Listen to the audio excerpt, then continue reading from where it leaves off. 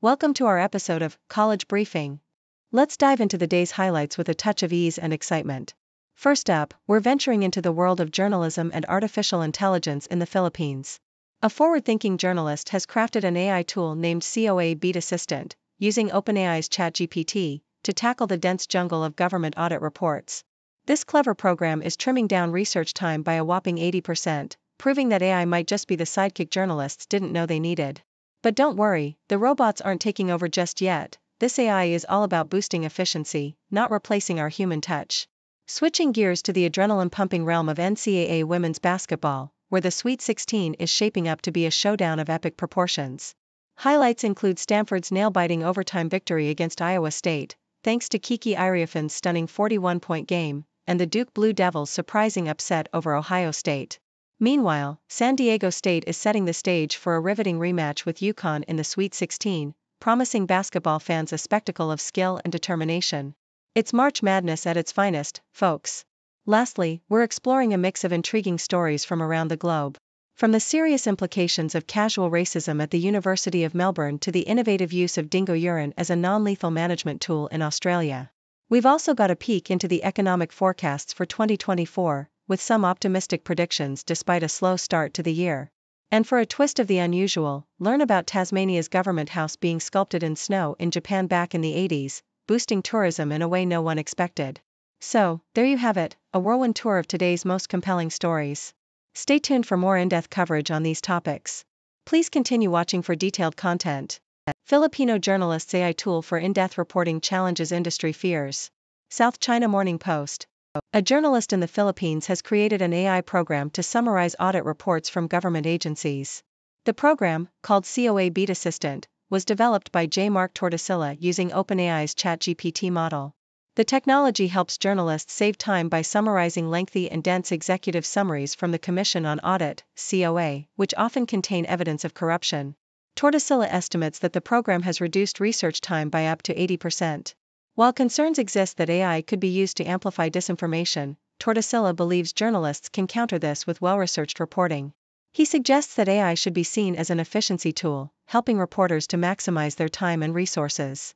The program could be used as a starting point for other tools that can sift through dense publications such as legal documents and environmental reports. Tortosilla believes that AI could change the value proposition of media work, but that it is still far from being able to replace human journalists. March Madness, 5 takeaways from a thrilling Day 3 of the women's tournament. Yahoo! The Sweet 16 of the NCAA Women's Basketball Championships is set with 8 teams remaining. Second-seeded Stanford defeated 7th-seeded Iowa State 87-81 in overtime, thanks in part to a career-high 41-point performance by Kiki Iriafan.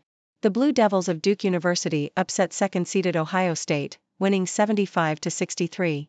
South Carolina won their 11th Sweet 16 game since 2012, beating the University of North Carolina 88-41.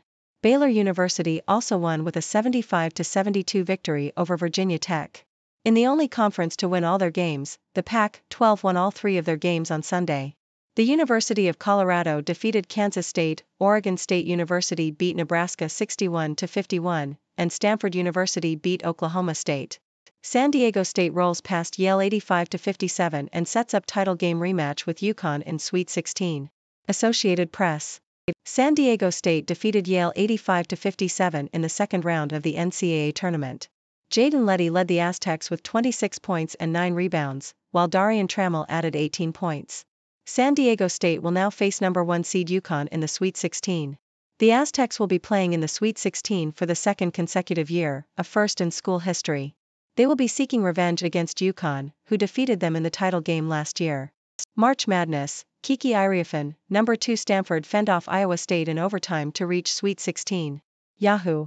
Stanford has avenged last season's NCAA tournament loss and punched its ticket to the Sweet 16. The Cardinal held on in a thrilling battle to beat number 7 Iowa State in overtime of their second-round NCAA tournament matchup. Boone Twins propel UNLV past Boston College 79-70 in NIT. Associated Press.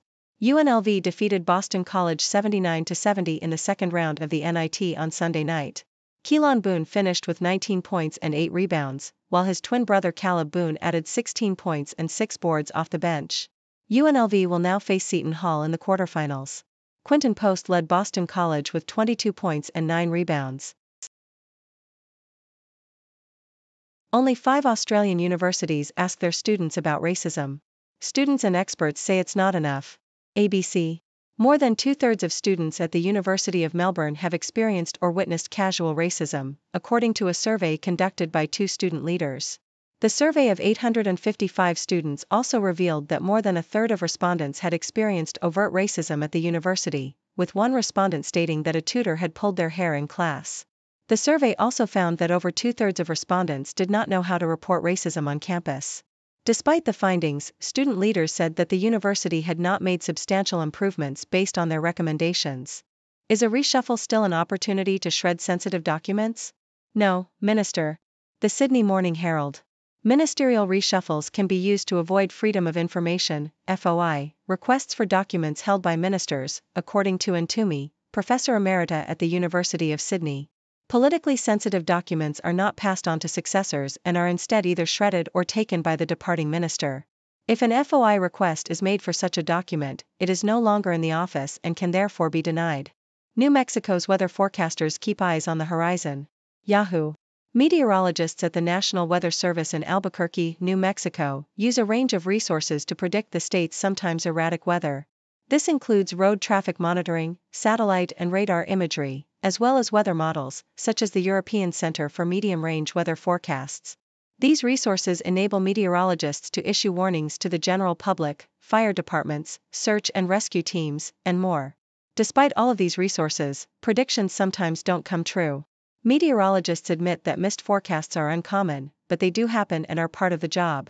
Walker's career night carries Baylor past Virginia Tech in women's NCAA tournament. Associated Press. Jada Walker scored a career-high 28 points, including 26 in the second half, to lead the Baylor Bears to a 75-72 victory over Virginia Tech in the second round of the women's NCAA tournament. The victory sends Baylor to the Sweet 16 for the first time since 2021. Walker made several crucial plays down the stretch, including a 3-point play with 19.1 seconds left that gave Baylor a 4-point lead. The Bears will face the winner of the Southern California-Kansas game in the Portland Regional Semifinal. How Dingo Week could make non-lethal management of the native species easier. ABC. A new study from the University of New South Wales has found that urine from prime-aged male dingoes can deter other dingoes from coming near. The team collected 30 samples of urine from dingoes in captivity, and found that the urine from prime-aged dingoes was the most effective at keeping others away. The researchers then isolated 5 key compounds in the urine that may be responsible for its deterrence effect. The findings could help in the development of non-lethal management tools for dingoes, which cost Australian primary producers almost $50 million per year. What's in store for 2024? Here's what our top economists are saying. The Globe and Mail. The economic forecast from CIBC Capital Markets teams, including Chief Economist Avery Schoenfeld and Deputy Chief Economist Benjamin Tal, suggests that the year has started sluggishly due to interest rate increases, but rate cuts could boost growth and benefit stocks and bonds. Inflation is expected to ease, but wage inflation remains a concern.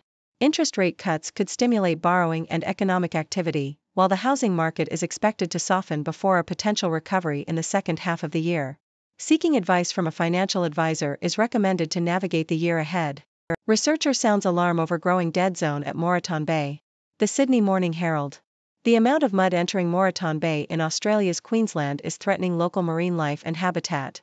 A study by Alastair Grinham of University of Queensland revealed that 300 million cubic meters of mud has entered the bay over the past 50 years, a sufficient amount to fill 300 stadiums.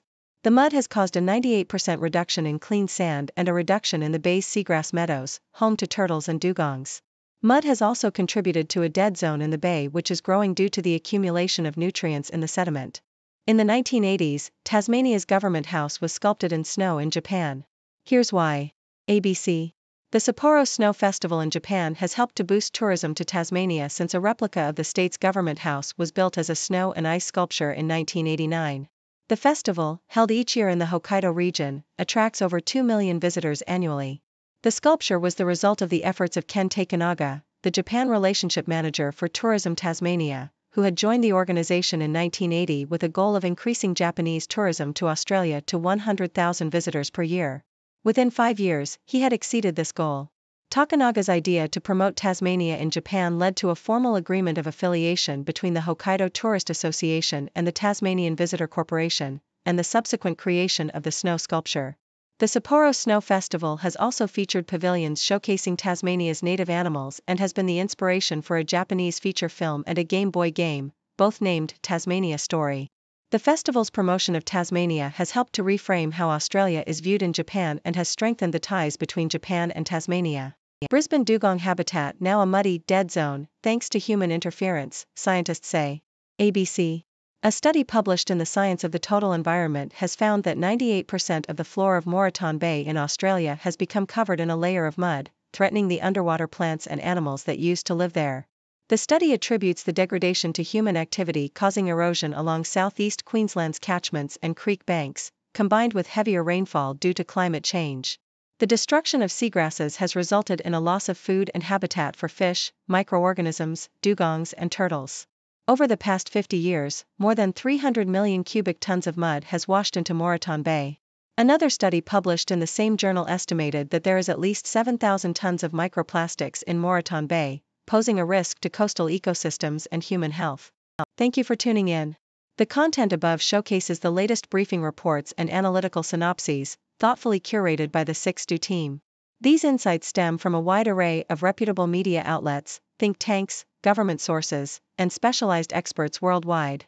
We encourage you to explore these sources for a comprehensive perspective. Keep in mind that while the content may not always align with the official standpoint of 6Do Brief, it's not meant to be taken as absolute directives for decision-making.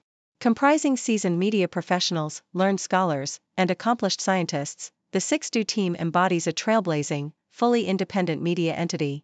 To customize 6Do Brief to meet your professional needs, you have the option to subscribe to a diverse array of briefings on our website, 6dobrief.com. Regardless of your location, you can conveniently receive 6Do Brief via email.